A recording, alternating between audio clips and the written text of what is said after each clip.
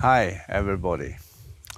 Last episode, I mentioned about the visit of Pelosi.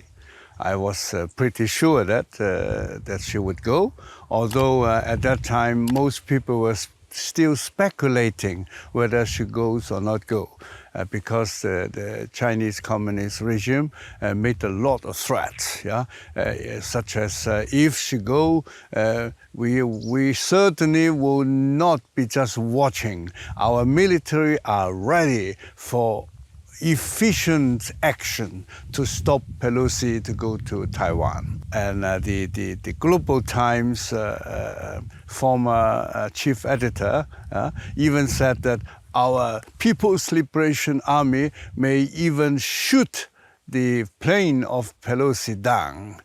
Crazy, I never believe it, to be honest. And some people even were thinking that, maybe Americans will not take the risk. No. First of all, we have to remember, Pelosi has all the right to go there. And actually, during the Donald Trump's period, he signed a new law called the Taiwan Traveling Law. And this law actually entitled all American officials on all levels to make official visit to Taiwan and vice versa. That means all Taiwanese officials are allowed, being legal, to visit America. That at that time when he signed that law, CCP was already very furious. So, but well, America is still America. Although America, in the period of Joe Biden, has shown some weakness in, for example, in Afghanistan, and as I many times repeatedly said, peace only through strength, and weakness begets war. So for me, I was really thinking, if this speculation that because of all the threat from CCP, American will then stop Nancy Pelosi to visit Taiwan, that is too bad. If that is true, that is a sign of weakness. And luckily, American didn't feel that they need to consider that much the threat. And to be honest, I can beg for anything that the People's Liberation Army never would dare to shoot down the plane of Pelosi. That is the beginning of a big war. So, and we have seen all these threats, all this crazy warning was just nothing. Totally empty words, threatening that they would take efficient military action and even shooting down. And at the end, Pelosi came, nothing happened. She landed, safely, and she came as an official visit, the Speaker of Congress, and stayed there for 20 hours. And not as some French media speculated, being afraid of China threat, America may change or force Pelosi to change it to a private visit. No, that's not true. Nothing like that happened. And what happened? The Liberation Army did nothing, absolutely zero. They started doing things after Pelosi has left Taiwan. Typical a coward. When the big guy was there, America, then they dare not to punish the big guy because they talk big, but in their heart they know America is still bigger and stronger. But after Pelosi has left, then they try to pretend to beat the small guy, and that is Taiwan. They started simultaneously in 7 areas around Taiwan to declare it as a military exercise area where they will shoot their missiles and into the sea. I mean, okay, it's exercise. It's still nothing. It's not a military action in a true sense. So this Pelosi visit just clearly show, as I said in my previous episode, that there is a lot of strategic weakness of CCP. So that's another weakness. They talk big, but it's a paper tiger, okay? Now, today, I would like to mention another strategic weakness of CCP, okay? I do it because, particularly in the Western world, there are quite a few people who believe that America is the declining power, China is the rising power, and China is going to take over everything. Well, if you read and watch propaganda video from China, then you may get that impression. But sorry, propaganda is propaganda. So what is the next weakness? The economy. Yes, you may say American economy is also in trouble, and Western economy, European economy also in trouble. Well, the whole world economy is in trouble, after Corona and the Ukraine war and so on. But the Chinese economy is in big trouble. I give you some example why. First of all, the Chinese economy have three very important pillars to keep the economy up, in the past, particularly in the past 20 years, I would say, since China became member of WTO. One thing is the consumption. China has a huge internal market with 1.4 billion people. Everybody buy just, $10 a day, it would be a huge amount of money already, right? So consumption is an important factor to keep the economy up. And the second factor is investment. And the third one is export. All these three are very important pillars that keep the Chinese economy up. So I'm going to tell you what has happened with these three things. But before I continue, please check that if your subscription is still working. And if you have not subscribed, don't forget to subscribe so that you get, and don't forget to click the bell next to the subscription button so that you automatically get a message from YouTube that a new episode has come. And of course, don't forget to click like if you like it. So now the economy of China, because economy is very important. When Chinese economy goes down, a lot of things will happen. First of all, if you do not have a strong economy, you don't have a strong base for fighting a war, because war costs a hell of a lot of money. And secondly, when the economy goes down, people get less and less money in their pocket. They become very unhappy, and they will start to complain. And from complaint, they will start to make rebel. So and then people who believe in the Communist Party will become less and less, and then a big change will come, even a regime change. I'm quite sure that the regime change in China is not far away. And so I said the first pillar of economy was consumption. I just give you an example. Because China, China statistic is quite tricky. You don't get all statistics. They don't put everything on the table. But still, if you look at the online business, the e-commerce, because that is easier. The particular company who make international business on internet, so you can see how the number of unique users, number of visitors change. So, for example, there is a big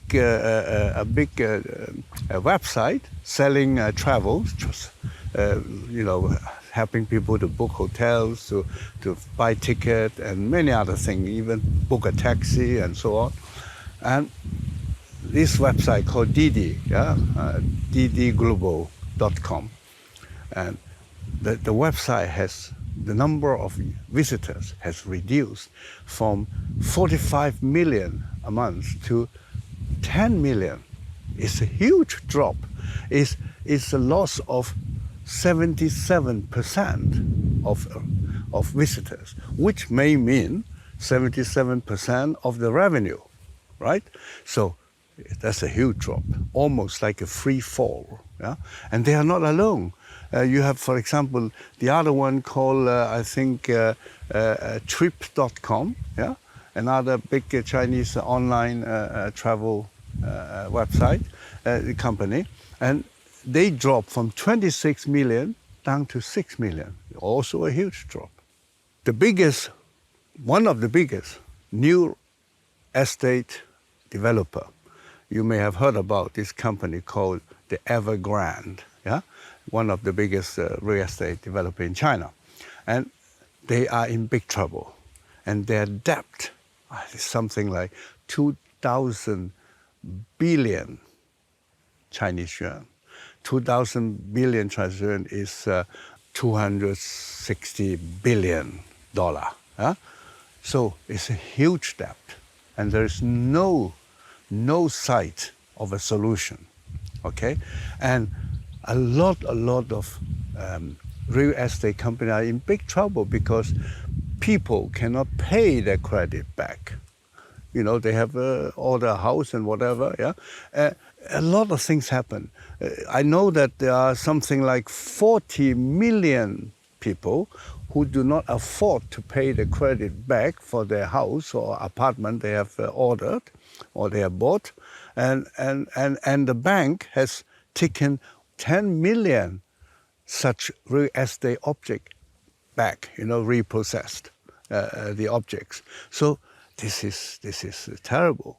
And I know that many buildings in China, if you go to China, many cities, you will see a lot of half-ready high-rise building and all sorts of building. Why? Well, because the building company, the real estate developer have no more money to build. I mean, imagine if the company is Evergrande, he has no money, so they stop all the project, and that means a huge amount of people, for example, in the building branch, in the real estate and construction business, are jobless. Jobless is another huge problem. Yeah, I tell you that there is all the branches. Yeah, all the branches. Number of jobs are getting less and less and less. Yeah, there is one thing increasing, and that is in China. There is a website for higher level manager or say management personnel to look for job. You know, if you are a department head, you want to get a better job or whatever, so you can go into that website and look for another management job. Yeah, and this management job, the website has increased, 100% increased, double, more than double of number of visitors. Why? Because many companies are closing down. So even the top management, even the many CEO, many owner, they get jobless. They have problems. So they also start to look for job. Yeah. So anyway, I can say because of all this, the consumption is going down and down and down. So what happened with the investment? You see, Chinese economy, a lot of fantastic increase in GDP came from the local government selling land to the real estate developer. Now, real estate developer, I mean, Evergrande is not the only one. There are about a dozen of such big real estate companies are in trouble with their economy. They are in high debt. Yeah, they are struggling to survive. So how do they get money to buy more lands from the local government? And selling land has been the biggest income of all the many local governments. So many local governments now do not afford to pay salary to their public servant. That will be a time bomb sooner or later. Now, not only this local government official cannot get their money out of their salary or not full pay of their salary, actually many common people can't even get out their money that they have they have saved in a bank. Yeah? In the province of Anhui and the province of Henan, there were about half a million customers or accounts, yeah, customer account, has been frozen by the bank. That means you cannot take even one single penny from your own account, your own saving. Can you imagine how do these people feel? Now, this is only the beginning. Yeah? I talked to my friends in financial area in China. They were telling me, oh, don't worry so much. It is only a small bank, you know, it's a provincial bank. But another friend, he's more skeptical. He said, well, you know, all bad things start small and then it grows bigger and bigger. Yeah, I believe more in his theory. Yes, it's true. It is now trouble with a small bank in the provincial area, but it grows. The latest information say that big bank in Shanghai, people queue up to get out their money and to, you know, bring it to some safe places. And it's so many people wanted to take out their money, so they have introduced a limit of number of people allowed to go into the bank. I think was per day, maximum 200 to 300, something like that, yeah? And so people get also very furious after queuing for hours and hours, and then they come to the door and the guard say, sorry, today's quote is over. You have to come tomorrow again. So we can say investment slow down. And one important part of investment in the past 30, 40 years, particularly the last 20 years, is foreign direct investment. Yeah? The FDI, they call it, yeah? Foreign direct investment. That is foreigner who come to China and invest, or foreigner who buy shares of Chinese company listed in the Western stock market. That has also gone down tremendously. Many companies have stopped their investment plan. They plan to invest in China, they now hold it because they're so unsure about the future. And also many companies start to move out their investment.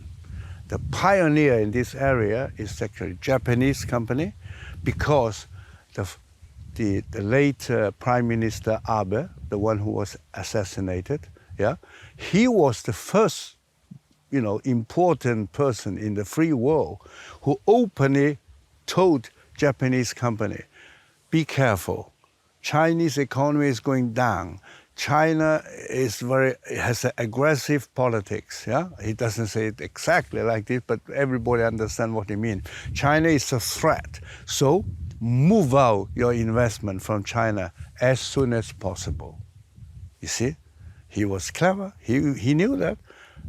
Maybe that is one of the reasons why he got killed. I have no proof of it, but I won't be surprised that someone wanted to kill him. And those who hate him is probably those hate his warning about China. Okay, he's a kind of really pioneer. He was the one who told Donald Trump that, hey, you know, be careful. China, communist China, is a troublemaker, and they will make even more trouble. So with all these, what we have mentioned, plus the last pillar, the export is also a catastrophe. China has made a huge amount of money by selling all the goods made in China in the whole world, made by Chinese workers who only get a poor little salary. Yeah? But even that doesn't work anymore because of all the supply chain problem, because China's locked down. Yeah? Shanghai was locked down 2.5 months, and many other cities. Yeah, they are actually starting again a new wave of lockdown because they found people tested positive and so on and so on. It's crazy because they are hunting for this zero case of corona. They want to kill every single coronavirus. Mission absolutely impossible. But this is like that. They wanted to show that their system is superior. They are the only country who managed to kill all virus of corona, and that's why the socialism of Chinese character is most superior system in the world. Okay, so this is unfortunately, People's Republic of China. So, but they won't be able to fix the economy. I know that some people say, hey, look, like the American author Gordon Chang, he claimed already 10 years ago Chinese economy would collapse, and it's still not collapsed. But I still have to say the logic of Gordon Chang was correct, because the way they run the country will certainly lead to a big collapse. But the timing was wrong, because Gordon Chang has no experience of that kind of economy in China. They claim that they have market economy, but it's not true. They are only using some elements of market economy, but basically it's a one-party dictatorship economy. The state actually is a planned economy, totally controlled by the party. And that's why they can make things to survive. They are good in making artificial breathing so that they can keep many companies, many banks to survive for another few years. And that's why Gordon Chang's forecast was time-wise wrong. Yeah? But it will be collapsed. It will come soon. So thank you for watching and listening, and see you next time. Bye-bye.